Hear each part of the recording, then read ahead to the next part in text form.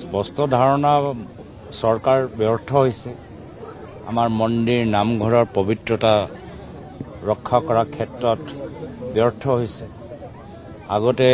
কৈ অপৰাধীসকলক ধৰিলে এনেকুৱা কাম নকৰিলে হয়তো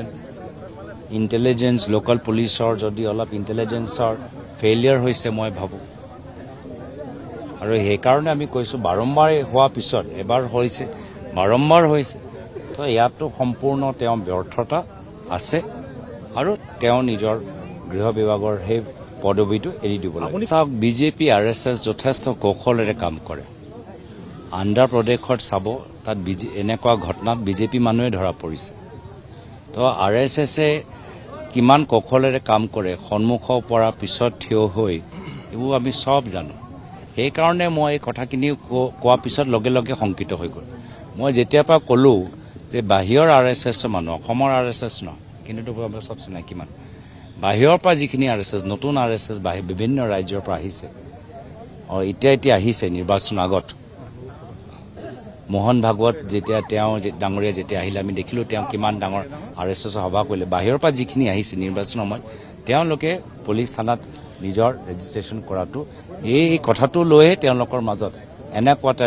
বিস্ফোৰণ আপোনালোকে দেখা পাইছে তো এই ক্ষেত্ৰত আমিনো কি ভুল কৰিম বাহিৰৰ পৰা যদি কোনোবা আহিছে পলিটিকেল পুলিচ থানাত দিলেনো কিয় আপত্তি কিয় আছে আজি যিসকলক ধৰিলে তেওঁলোকৰ ওপৰত কি ক'ব যিসকলক ইতিমধ্যে লখিমপুৰ যিসকলে অপৰাধ কৰিছে তেওঁলোকৰ আইন মতে তেওঁলোকৰ ওপৰত শাস্তি হ'ব লাগে কিন্তু বৰ্তমান চৰকাৰে কিয় ব্যৰ্থ হৈছে ব্যৰ্থ কিয় হৈছে ইনষ্টিগেট কৰা মন্তব্য তেহে কৈ আছে কোনো বাস্তৱ হিন্দুৱে কোনো ধৰ্মীয় মন্দিৰ হওক নামঘৰ হওক মছজিদ হওক হিন্দু ধৰ্ম উদাৰ ধৰ্ম শক্তিশালী সাহসৰ ব্যক্তিৰ বীৰৰ ধৰ্ম আমি সংৰক্ষণ দিওঁ আমাৰ শালীনতা আছে উপাসনা আছে অনুশাসন আছে সাহস আছে শক্তি আছে কিন্তু তেওঁলোকে যে ৰাজনৈতিক হিন্দু হোৱাটছএপ হিন্দু তেওঁলোকে হ'ল হোৱাটছএপ হিন্দু তো সেইকাৰণে তেওঁলোকৰ যিখিনি কথা কৈছে মই ভাবোঁ হিন্দু ধৰ্মকো অপমানিত কৰিছে আৰু মুখ্যমন্ত্ৰীৰ পদৰ মৰ্যাদাটো তেওঁলোকে অপমানিত কৰিছে সেইটোৱেতো কৈছোঁ প্ৰকৃত হিন্দু এনেকৈ কথা ক'ব পাৰে নেকি এই ৰাজনৈতিক হিন্দু হোৱাটছএপ হিন্দু এনেধৰণৰ কথাবোৰ কয় আমি প্ৰকৃত হিন্দু ধৰ্মৰ শিক্ষা আমাক মুখ্যমন্ত্ৰী হিমন্ত বিশ্ব শৰ্মা ডাঙৰীয়াৰ পৰা আমাক নালাগে হিন্দু ধৰ্ম বিজেপি RSSকে বহুত পুৰণি আমাৰ দলতকৈ বহুত পুৰণি আমি যেতিয়া এই পৃথিৱীত জন্ম লওঁ তেতিয়াৰ পৰাই আমাৰ ধৰ্ম আমাৰ সংস্কৃতি আমাৰ পৰম্পৰা আমাৰ গাত সোমাই যায় তো কোনো ৰাজনৈতিক দলৰ পৰা কোনো ব্যক্তিক ধৰ্ম শিক্ষা নালাগে মই ভাবোঁ মুখ্যমন্ত্ৰীটো চাওক তেওঁ নিজে কৈছে মই হাজাৰটা মিছা কথা কওঁ আমাৰ সাধাৰণ মানুহৰ সমাজৰ ভিতৰত বন্ধু বান্ধৱীৰ মাজত কোনোবা এজন দুজন মিছলীয়া কথা ক'ব পাৰে থাকে আৰু তেওঁতো হাজাৰটা মিছা কথা কোৱা ব্যক্তি এনেকুৱা ব্যক্তিৰ কথাৰ ওপৰত কাৰ ভৰসা আছে যিটো নিজে কয় আমিতো প্ৰয়াস কৰোঁ যে আমি সত্য কথা কওঁ আমি প্ৰয়াস কৰোঁ যে আমি কম মিছা কথা কওঁ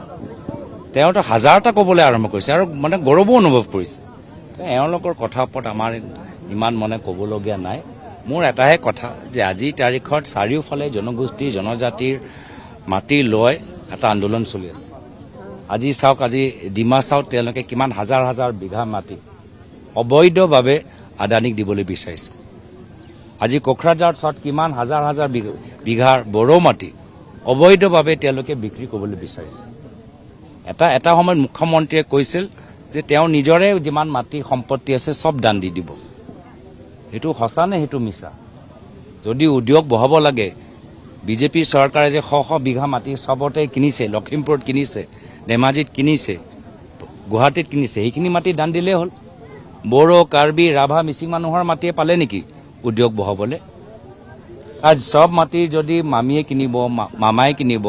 আদানীয়ে কিনিব আম্বানীয়ে কিনিব মিচিং বড়ো কাৰ্বি ৰাভা ডিমাচা মানুহবোৰ থাকিব ক'ত আমিতো মাটি অধিকাৰ দিবলৈ বিচাৰোঁ কংগ্ৰেছে ফৰেষ্ট ৰাইট এক্ট আনিলে কংগ্ৰেছে বিভিন্ন কাউন্সিলৰ যোগেদি বিভিন্ন জনগোষ্ঠী জনজাতিক মানুহক স্বাভিমান দিলে, ৰাজনৈতিক ক্ষমতা দিলে, আৰু তেওঁলোকে সেই জনগোষ্ঠীৰ মানুহৰ মাটি লৈ এটা আদানী, আম্বানী বা মামা বা মামী নামত কিনি কিন্তু এটা লৈছে।